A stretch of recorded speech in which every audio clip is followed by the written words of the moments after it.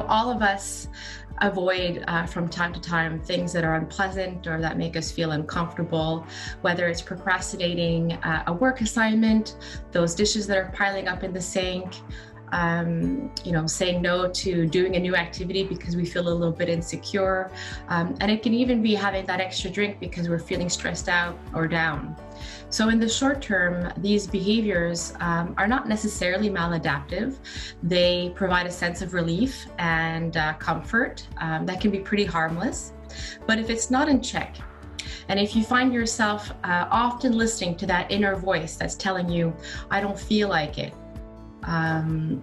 that's too scary, or I don't have what it takes, I'm not good enough, then inadvertently you are at a greater risk of falling into an avoidance trap where short-term relief turns into long-term unhappiness. And that's primarily because there's going to be a gap that increases between who you are and who you want to be. And oftentimes people will come to talk with me and mention that they feel lost, they don't know who they are. And I think that's primarily because of avoidance. So that's one thing that we all do, but we should do less of. So for example, if you find yourself, avoiding new situations, not wanting to meet new people, not speaking up at work or trying out for that job promotion because you're afraid of making a mistake or not getting it, then over time, those experiences, those situations are going to become more and more daunting to you. And you will feel more anxiety over time increase as a result.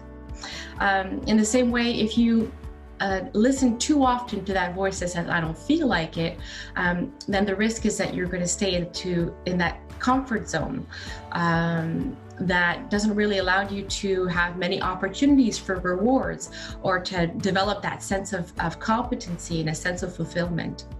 So some of the people that I meet professionally have been in this avoidance trap for a certain time, not because they want to, not because this is what they've chosen, but as a result of listening to those thoughts and seeking relief and comfort, inadvertently that's what happens. And so those people, I've noticed, don't have a lot of pastimes, they don't have a lot of hobbies.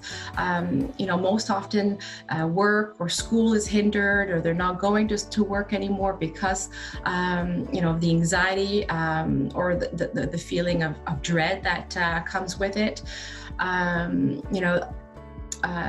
When we are in a state of frequent avoidance, we tend not to invest in our relationships as much. And so the people that I meet often haven't connected with people in a certain amount of time.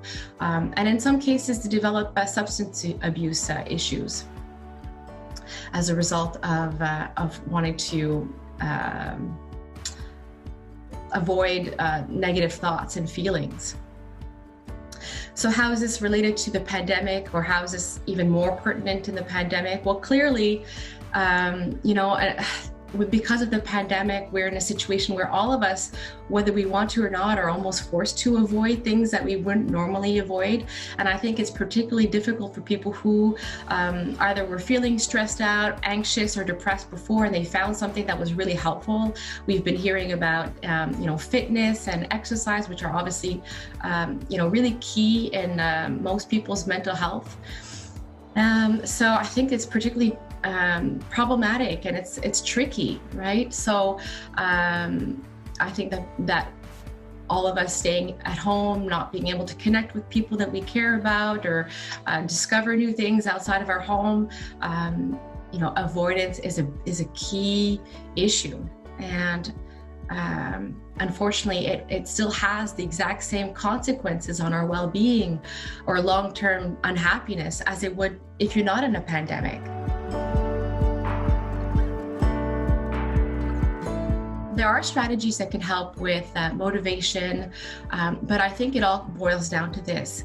You need to act in order to feel better, and you need to live deliberately rather than by default. Now, how do you do that?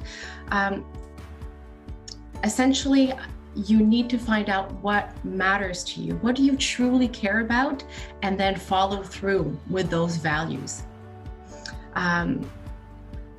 You need to be able to push through those negative thoughts and realize that, or accept that you're going to have some temporary discomfort, knowing that you're doing something that will add meaning to your life.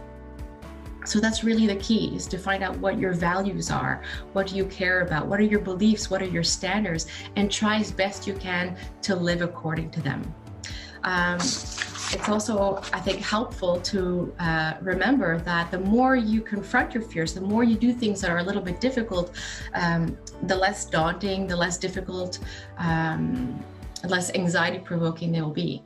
So if I can provide a personal example, when I was first approached to take part in this project by email, my first reaction was to feel anxious. And I remember in my thoughts thinking that, wow, this is a really public appearance. I'm not sure if I want to do this. I'm not sure if I'm up for it.